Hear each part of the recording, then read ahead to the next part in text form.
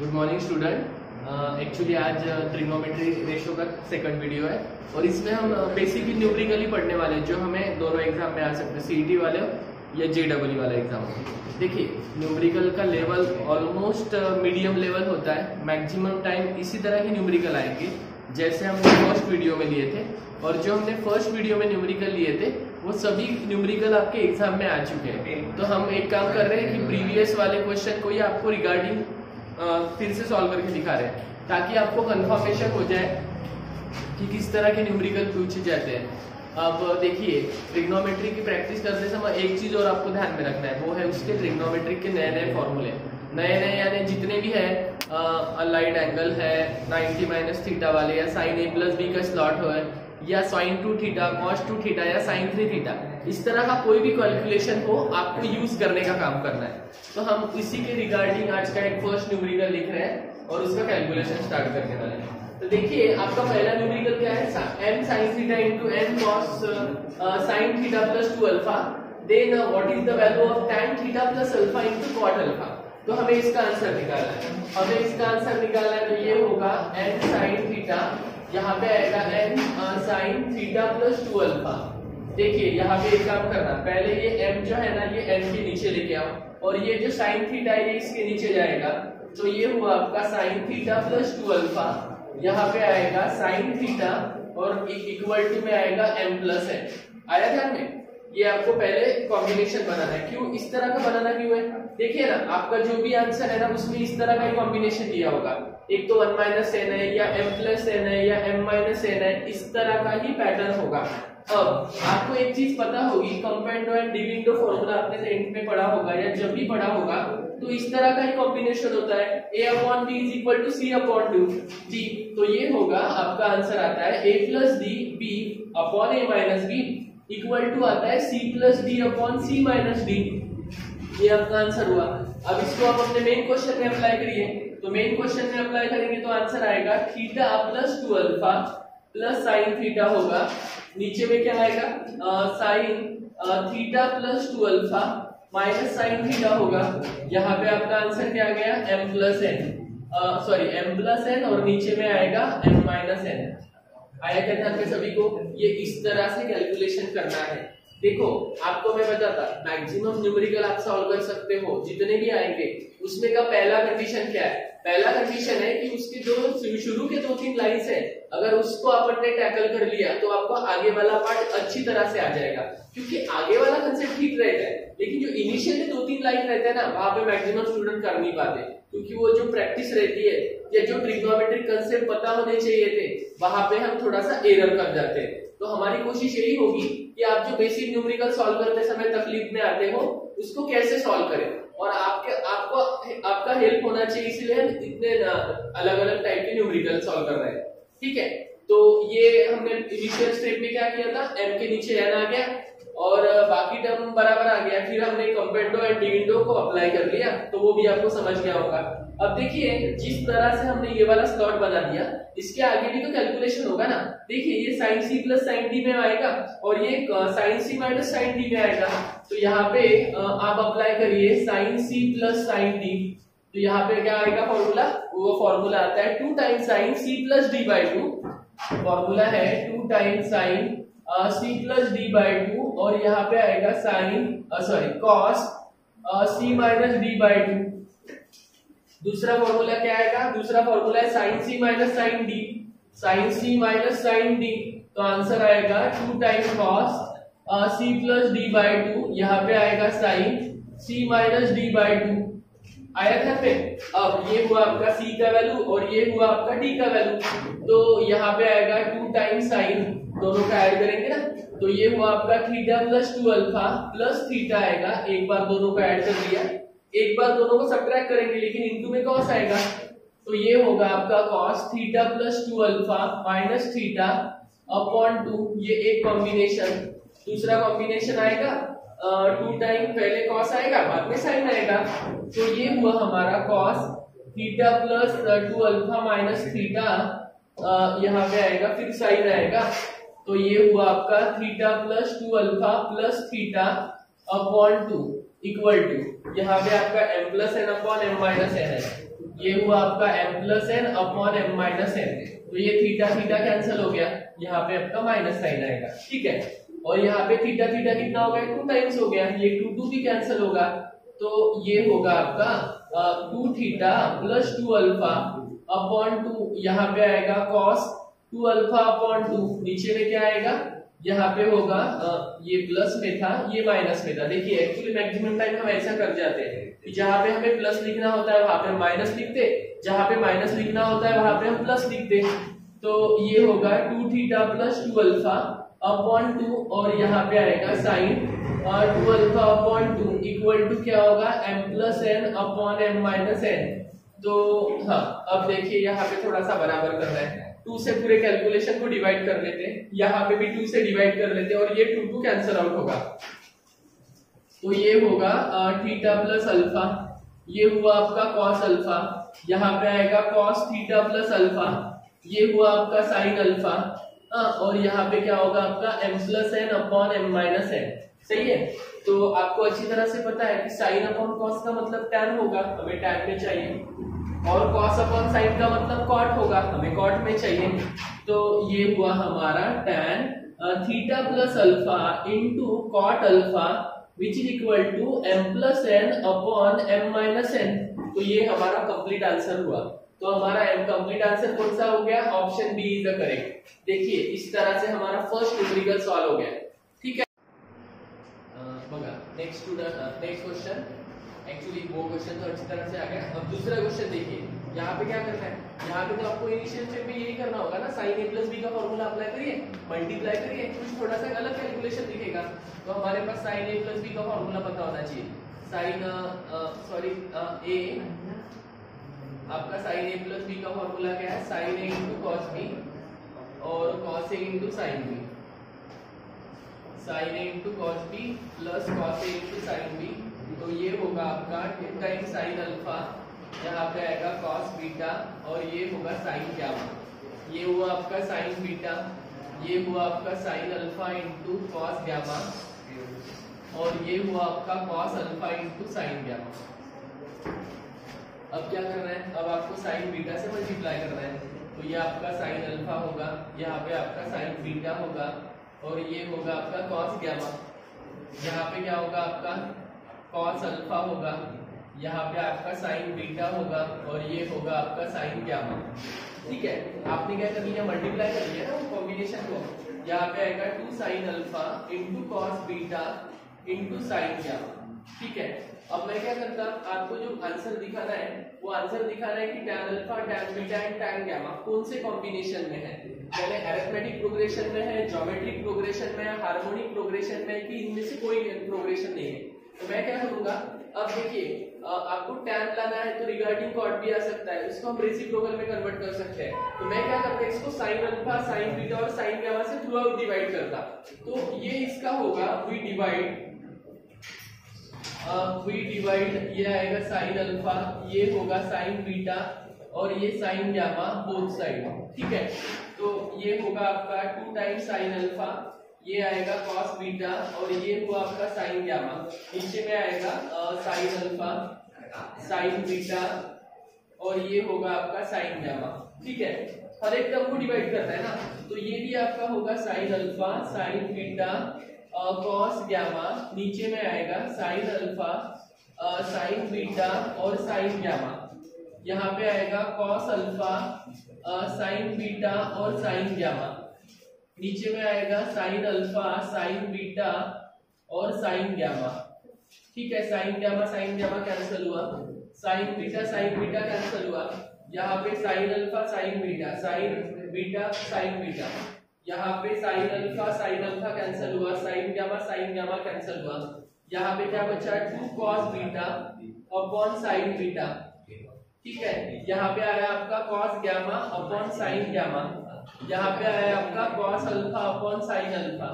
Answer क्या होगा, answer आएगा 2 cot बीटा, यहाँ पे आएगा cot गामा और ये हुआ आपका cot अल्फा, ठीक है। अब कॉट आ गया तो टैन आ सकता है, क्योंकि आपको पता है टैन का रेसिप्रोकल कॉट है या कॉट का रेसिप्रोकल टैन है, तो आप एक दूसरे को रेसिप्रोकल टर्म में लिख सकते हो। तो इसको हम इस तरह से लिखेंगे, ये 2 एज इट इज बचेगा, तो कॉट बीटा है ना, इसको मैं लिखता 1/tan बीटा, 1/tan बीटा, इसको मैं लिखता 1/tan gamma, 1/tan gamma plus ये जो है आपका कॉट अल्फा 1/tan अल्फा। अब क्या करना है, अगर इस तरह से लिखा है इसका मतलब क्या होगा, आपको पता है एपी जीपी और एचपी का कॉम्बिनेशन क्या होता है, आपको ये बात अच्छी तरह से ध्यान में रखना पड़ेगा। अगर एपी है तो आपका कैलकुलेशन ऐसे होता है 2y = x + z, यानी अगर 3 एलिमेंट एपी में है तो दूसरे एलिमेंट को ट्वाइस लिखना है और रिमेनिंग का एडिशन करना है, दैट इज एपी।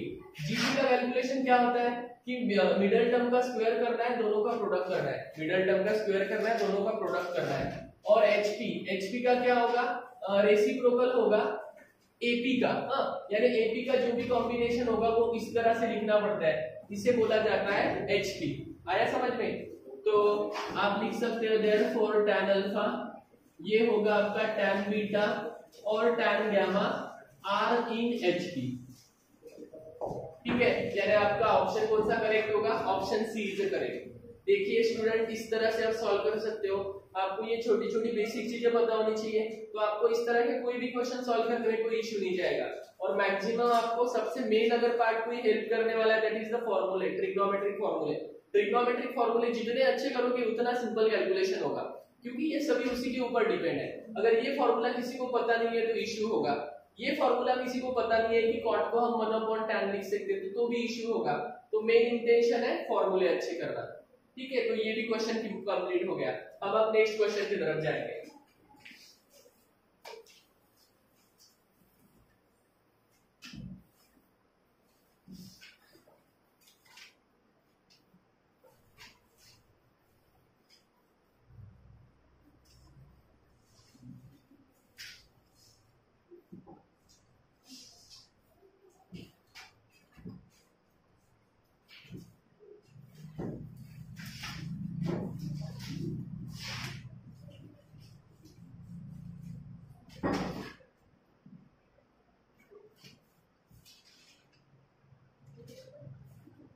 क्वेश्चन है tan² 2 theta minus tan² theta upon 1 minus tan² 2 theta, और ये हमारा tan² 3 थीटा।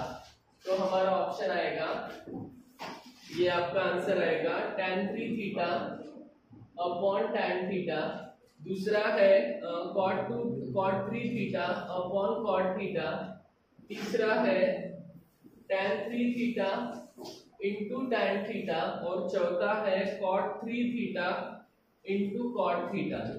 बराबर है, ये हमारे चारों ऑप्शन है। हमें इसको सिंप्लीफाई करना है।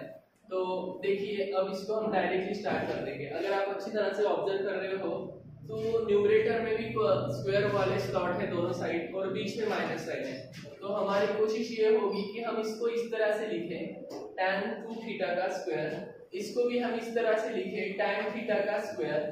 नीचे में आएंगे तो एक एक टर्म पूरा लिख लीजिए, tan 2 थीटा या tan थीटा, ये पूरा एक स्लॉट या 1 का स्क्वायर। इस तरह से लिखने का भी एक मोटो है। मोटो हमारा बड़ा क्लियर है कि अगर हम a² - b² यूज करना चाहते हैं तो हमारा फॉर्मूला बनेगा a + b a - b, सही है। तो ये फॉर्मूला क्या बनेगा, a का मतलब होगा न्यूमरेटर का अलग कैलकुलेशन है, b का न्यूमरेटर अलग है, और a का डिनोमिनेटर और b अलग है और b का डिनोमिनेटर अलग है। अगर हम न्यूमरेटर में यूज करने जाए तो एक ब्रैकेट में बनेगा tan 2 theta plus tan theta, एक आएगा, दूसरे ब्रैकेट में जाएगा tan 2 theta minus tan theta, ये दूसरे ब्रैकेट में जाएगा। अब यही कैलकुलेशन डिनोमिनेटर में आएगा तो 1 माइनस tan 2 थीटा और ये tan थीटा, एक पार्टीशन, दूसरे इसमें आएगा 1 प्लस tan 2 थीटा और tan थीटा, दूसरा पार्टीशन। इस तरह से फॉर्मूला बनना चाहिए। अब देखिए इसको अलग अलग कर लीजिए, अलग अलग करेंगे यानी एक एक पार्ट को डिवाइड कर देंगे। अगर ये प्लस वाला है तो माइनस का काम में आएगा, tan 2 theta plus tan theta, एक पार्टीशन हो गया, इसके नीचे क्या आएगा 1 माइनस tan 2 थीटा और ये tan थीटा आएगा, एक आंसर। दूसरा आंसर क्या आएगा tan 2 theta minus tan theta, नीचे में आएगा 1 plus tan 2 theta into tan theta आएगा। अब कैलकुलेशन क्या आएगा, tan a plus tan b upon 1 minus tan a plus into tan b which is nothing but tan a plus b। एक answer हुआ। और दूसरा आंसर क्या निकालेंगे, ये पहला हुआ, ये दूसरा आंसर आएगा tan a minus tan b upon 1 plus tan a into tan b। अगर ये माइनस है तो इसका आंसर आएगा tan a माइनस b। ठीक है, यानी हमने दोनों टाइप के फॉर्मूले मेंशन कर दिए। फिर से आप देखो, मैंने बोला था कि आपको जितने ज्यादा मैक्सिमम नंबर ऑफ फॉर्मूले अच्छी तरह से याद होंगे, आपका कैलकुलेशन उतना ही सिंपल होगा। अब देखिए, बीच में साइन प्लस है, इसका मतलब 2 थीटा इंटू प्लस थीटा आएगा, एडिशन वाला फॉर्मूला। बीच में साइन माइनस है, इसका मतलब सब्ट्रैक्शन वाला फॉर्मूला। तो ये क्या हुआ आपका, ये हुआ आपका 2 थीटा प्लस थीटा इंटू यहाँ पे आएगा 2 थीटा माइनस थीटा। तो ये हुआ आपका 2 थीटा माइनस थीटा। तो आपका आंसर आ गया tan 3 थीटा और ये आंसर आ गया tan थीटा। तो आपका ऑप्शन कौन सा आ रहा है, आपका ऑप्शन आ रहा है सी। देखिए स्टूडेंट, हर क्वेश्चन को हम अगर पूरी तरह से अच्छी तरह से पढ़ ले या अच्छी तरह से समझ ले तो हार्डली 2 मिनट 3 मिनट, एक आधी क्वेश्चन को ज्यादा टाइम लगेगा इस तरह के न्यूमेरिकल को। नहीं तो अगर आपको पूरे फॉर्मूले नहीं पता है तो फिर तो ये क्वेश्चन बस अनसॉल्वेबल टाइप में आ जाता है, क्योंकि मैक्सिमम टाइम हम सॉल्व नहीं कर पाते। एक आधी बार वो तुक्का लग जाए तो अलग बात है। ठीक है, इस तरह से ये क्वेश्चन भी कंप्लीट हो गया। हम अब नेक्स्ट क्वेश्चन की तरफ बढ़ रहे हैं। नेक्स्ट क्वेश्चन हमारा है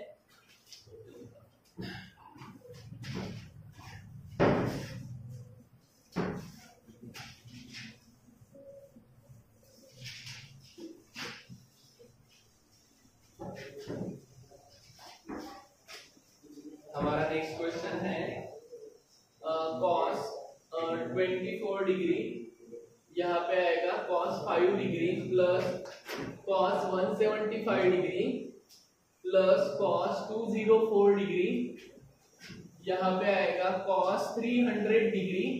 उन्होंने बोला है कि इसका आंसर क्या आएगा, इज।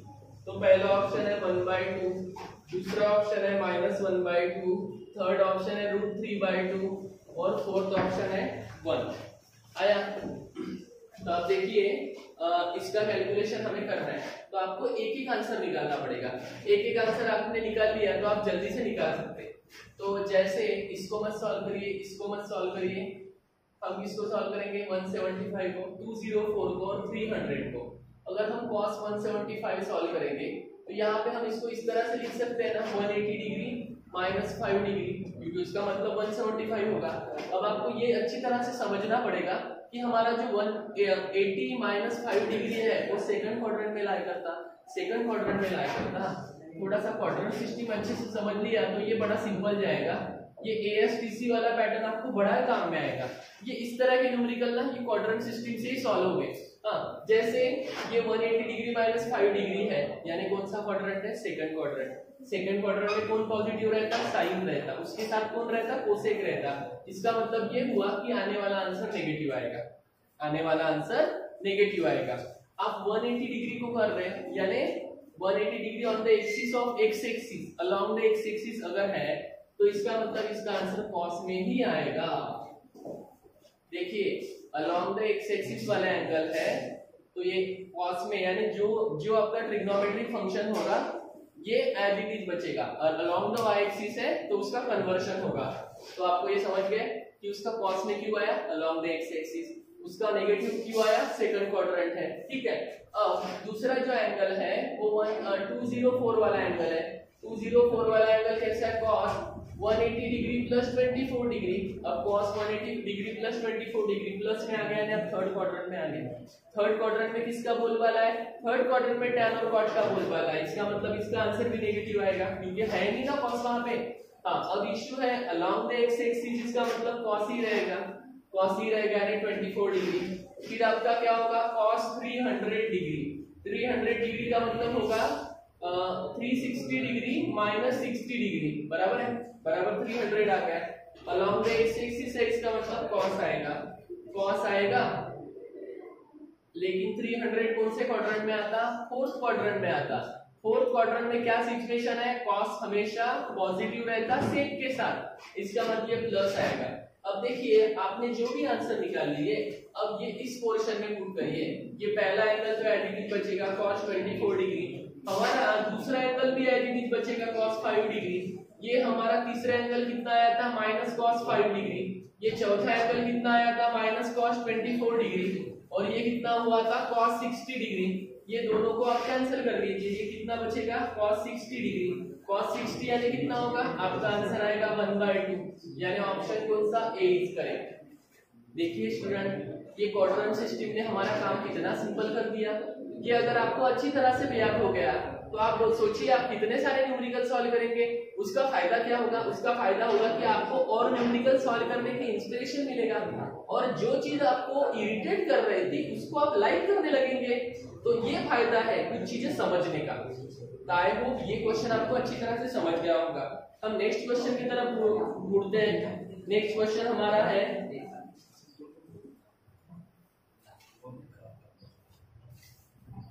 एक लास्ट क्वेश्चन करेंगे फिर, क्योंकि हम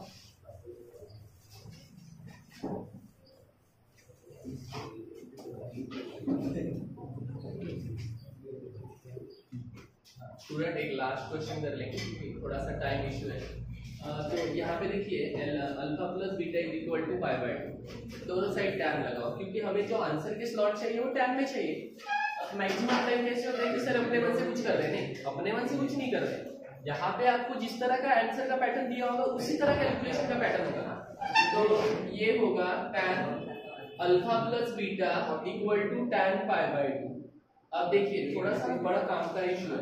tan पाई बाय 2 का मतलब इंफिनिटी होगा, यहाँ पे आप tan a प्लस बी लगा दीजिए, तो tan a प्लस बी यानी क्या होगा tan alpha plus tan beta, ये क्या होगा आपका 1 minus tan alpha into tan beta.